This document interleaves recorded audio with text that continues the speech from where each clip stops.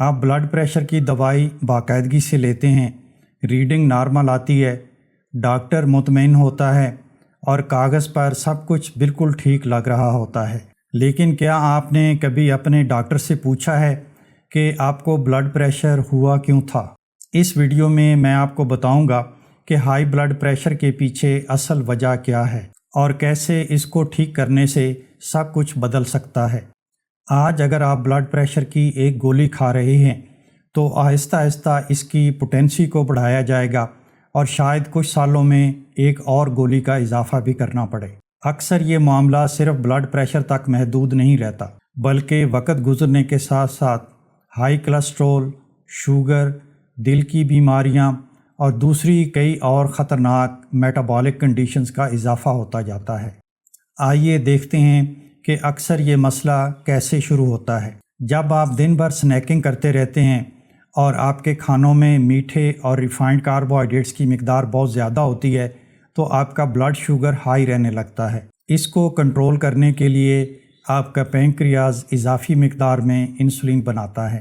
Insulin کا ایک بہت اہم کام خون میں سے اضافی شوگر کو لے کر اسے جسم کے سیلز کے اندر دھکیلنا ہے، لیکن آہستہ آہستہ آپ کے سیلز انسولین کی بات سننا چھوڑ دیتے ہیں، یعنی ان میں انسولین ریزسٹنس پیدا ہو جاتی ہے۔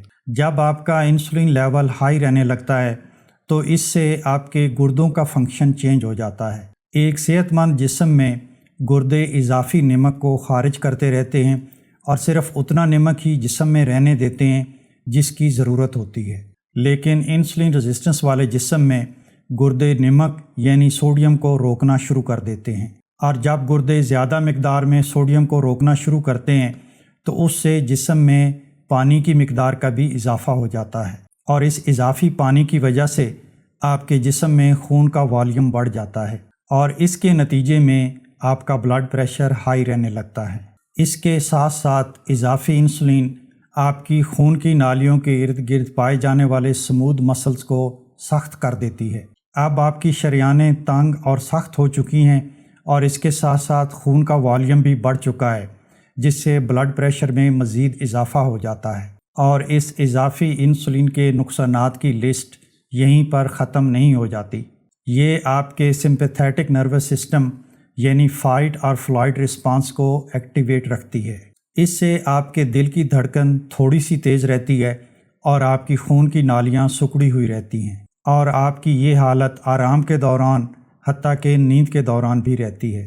ہائی بلڈ پریشر کی دوائیاں آپ کی ریڈنگ کو تو کم کر سکتی ہیں، لیکن یہ انسولین ریزسٹنس اور باقی نقصانات کو کبھی بھی ختم نہیں کر پاتی۔ اکثر لوگوں میں ہائی بلڈ پریشر میٹابولک ڈس فنکشن کی پہلی علامت ہے جو ظاہر ہوتی ہے۔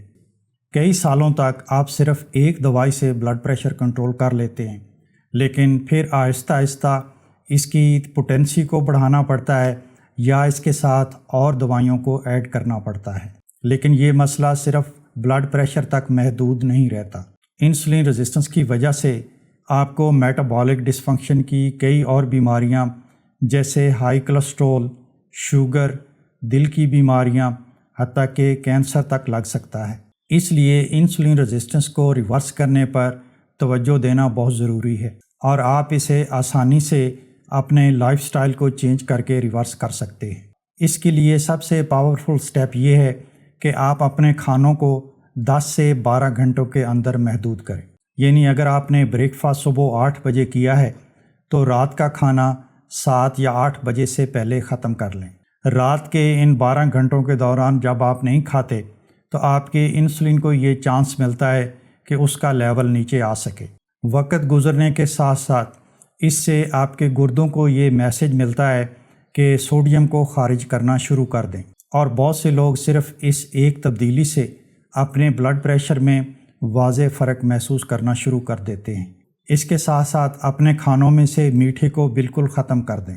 میٹھی چائے، سافٹ ڈرنکس، جوسز وغیرہ آپ کے لیور پر براہ راست اثر ڈال کر انسولین ریزسٹنس کو اور بڑھا دیتے ہیں۔ ہر کھانے کے فوراً بعد 10 سے 15 منٹ کی چہل قدمی ضرور کریں، اور یہ آپ اپنے گھر کے اندر بھی کر سکتے ہیں۔ اس سے کھانے سے بننے والی شوگر قدرتی طور پر استعمال ہو جاتی ہے اور آپ کی انسولین کو زیادہ محنت نہیں کرنی پڑتی، جس سے آپ کا انسولین کا لیول کم ہو جائے گا۔ اور کم انسولین کا مطلب یہ ہے کہ آپ کے گردے سوڈیم کو خارج کرنا شروع کر دیں گے اور آپ کا بلڈ پریشر کم ہوگا۔ لیکن ایک بات یہاں پر ضرور یاد رکھیں کہ اپنے ڈاکٹر کے مشورے کے بغیر آپ نے بلڈ پریشر کی دوائی نہیں چھوڑنی۔ دوائی لینے کے ساتھ ساتھ انسولین ریزسٹنس کو ریورس کرنے پر توجہ دیں۔ اس سے آپ کا ڈاکٹر مجبور ہوگا کہ وہ ڈوز کو کم کرتا جائے اور بالآخر دوائیوں سے آپ کی جان چھوٹ جائے گی۔ اگر آپ اپنی صحت کو بہتر بنانے کے لیے سٹیپ بائی سٹیپ گائیڈنس چاہتے ہیں تو میرا فری ہیلتھ کوچنگ پروگرام ضرور جوائن کریں۔ اس پروگرام میں آپ کو ڈائٹنگ کے ساتھ ساتھ واکنگ اور ایکسرسائز کے بارے میں بھی بتاتا ہوں، اور یہ بھی کہ آپ کیسے پراپر طریقے سے اپنے سٹریس کو مینیج کر سکتے ہیں اور اپنی نیند کو بہتر بنا سکتے ہیں تاکہ آپ کی میٹابولک ہیلتھ بہتر ہو سکے اور آپ صحت مند زندگی کو بھرپور طریقے سے انجوائے کر سکیں۔ اس کو جوائن کرنے کے لیے لنک نیچے کمنٹ میں موجود ہے۔